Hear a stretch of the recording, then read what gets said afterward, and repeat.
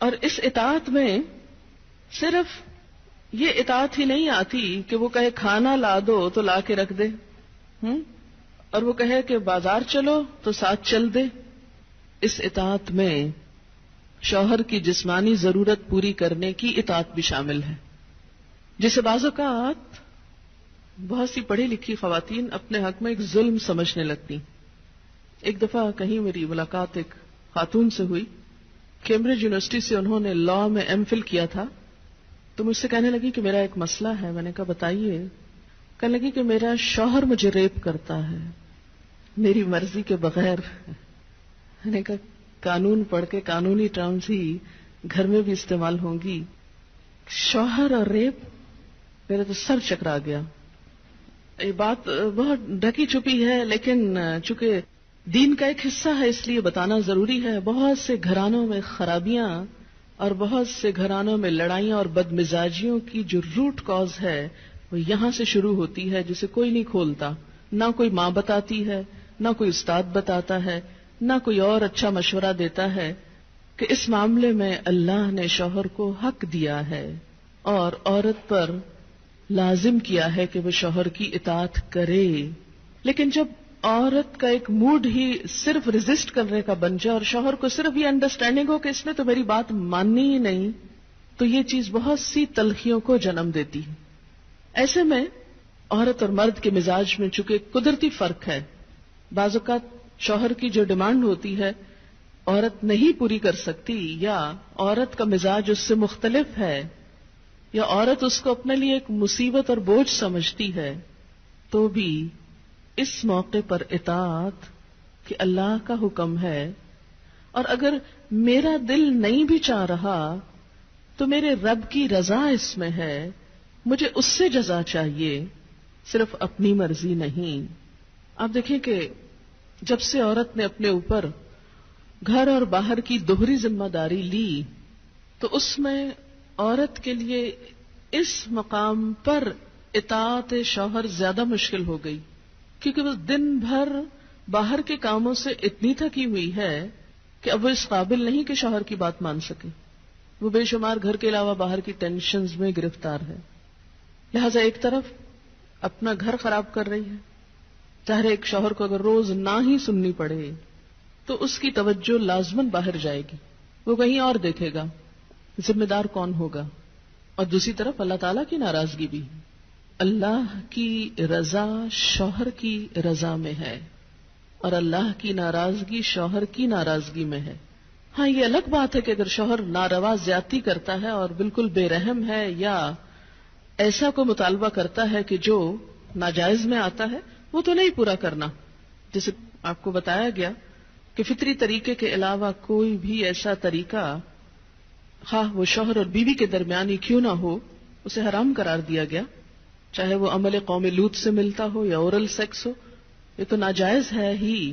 لیکن فطرت کے دائرے میں، اور اس میں بنیادی چیز جو باہم کاؤنٹ کرتی ہے وہ باہم ایک دوسرے کے ساتھ کوآپریٹ کرنا ہے، ایک دوسرے کے مزاج کو سمجھنا ہے اور ایک دوسرے کے ساتھ تعاون ہے.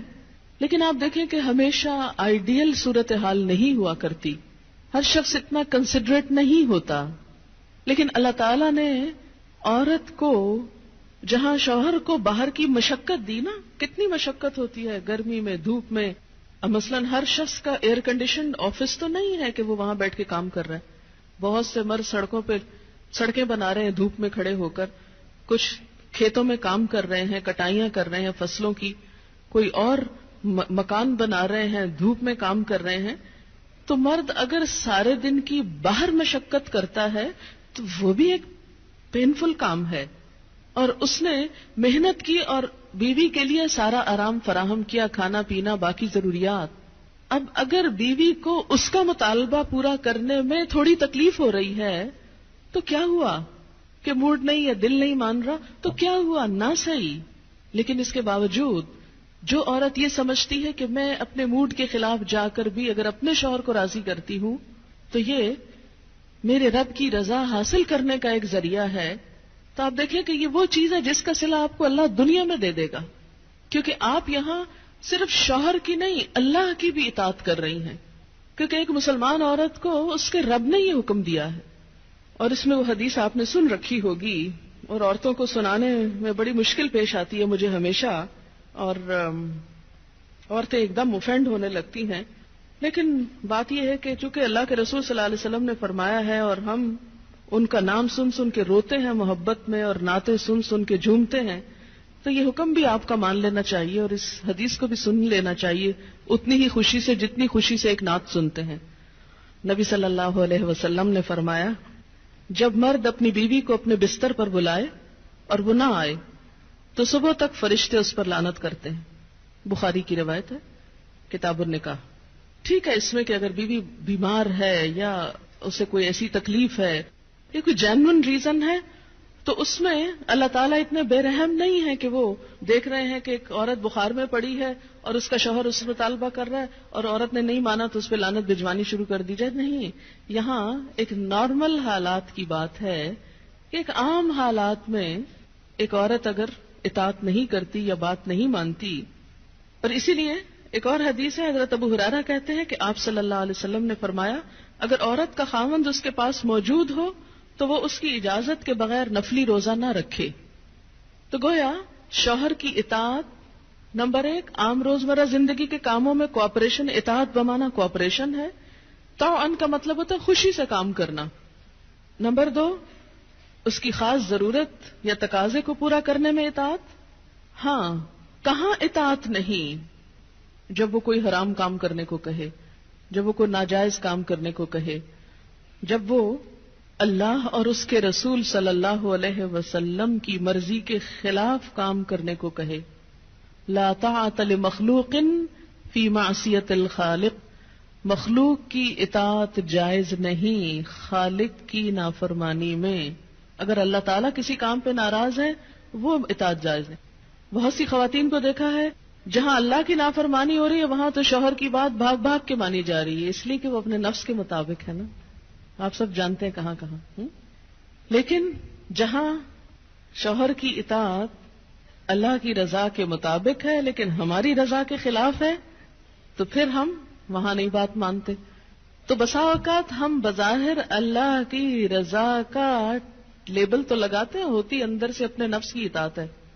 اور بعض اوقات شوہر کی اطاعت کا لیبل لگاتے ہیں لیکن وہاں بھی اصل میں نفس کی اطاعت ہوتی ہے کہ ہمارا اپنا دل وہی چاہ رہا ہوتا ہے جو شوہر چاہتا ہے اس وقت. بعض اوقات کئی غلط کام شوہر چاہتے ہیں نا کہ بیوی کرے, ہم خود بھی وہ چاہ رہے ہوتے ہیں ساتھ, اس لیے آڑ لے لیتے ہیں جی شوہر نہیں مانتے. مثلا سر ڈھکنا شوہر کو پسند نہیں, کیا کریں, اب شوہر کی اطاعت بھی تو اللہ ہی نے کہا. یہاں شوہر کی ہم 100% اطاعت کو تیار ہو جاتے ہیں کیونکہ اندر سے اپنا دل جو ساتھ ہے. لیکن جب رات کو شوہر بلائے تو وہاں اپنا دل نہیں, لہذا چاہے اللہ تعالیٰ کتنا ہی فرمائے سب اطاعت بھول جاتے ہیں. تو ایک مسلمان عورت, ایک فرما بردار عورت شوہر کے لیے اطاعت گزار ہے. میں کہتی ہوں کہ اگر عورتیں صرف اس آیت کے چھوٹے سے حصے جو 2 لفظ پر مبنی ہے فالصالحات قانتات پر عمل کریں, ان کے گھریلو زندگی کے 50% مسائل خود حل ہو جائیں گے. آدھے مسئلے یہیں سے حل ہو جائیں گے کیونکہ مرد سیٹسفائیڈ ہوگا, اس کی نگاہیں اور عزت محفوظ ہوگی تو وہ اپنا کوئی بھی کام دل جمی سے کر سکے گا. اگر وہ مطمئن نہیں گھر کی طرف سے تو گھر تو کیا باہر بھی وہ کام درست طور پر نہیں کر سکے گا. تو فالصالحات قانتات, نیک عورتیں فرما بردار ہوتی ہیں. نبی صلی اللہ علیہ وسلم نے فرمایا, بہترین بیوی وہ ہے جس کی طرف تم دیکھو تو وہ تمہیں خوش کر دے, جب تم اسے کسی بات کا حکم دو تو بجا لائے, اور تمہاری عدم موجودگی میں تمہارے مال اور اپنی ذات کی حفاظت کرے. تو ہمیں ایسی بہترین عورت بن کے دکھانا ہے. رسول اللہ صلی اللہ علیہ وسلم نے فرمایا, اللہ تعالیٰ اس عورت کی طرف نظر رحمت سے نہیں دیکھتا جو خاوند کی شکر گزاری نہیں کرتی, حالانکہ وہ اس سے بے نیاز نہیں ہو سکتی, اس کے بغیر رہ بھی نہیں سکتی, لیکن جب وہ ہوتا ہے تو اس سے وہ صرف لڑائی کرتی رہتی اور گلے شکوے کرتی رہتی, کمپلینٹس ہر چیز میں کمپلینٹس.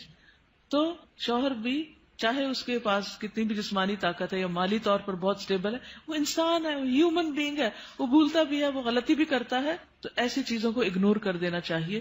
ہمیشہ گنتی کر کے رکھے کہ اس کے احسانات کتنے ہیں اور اس کی غلطیاں کتنی ہیں. اگر وہ برابر ہو تو بھی شکر گزار رہیں، اور اگر اس کی نیکیاں یا احسانات زیادہ ہوں اور غلطیاں کم ہوں تو غلطیوں کی بنا پر اس کی ناشکری نہیں کریں.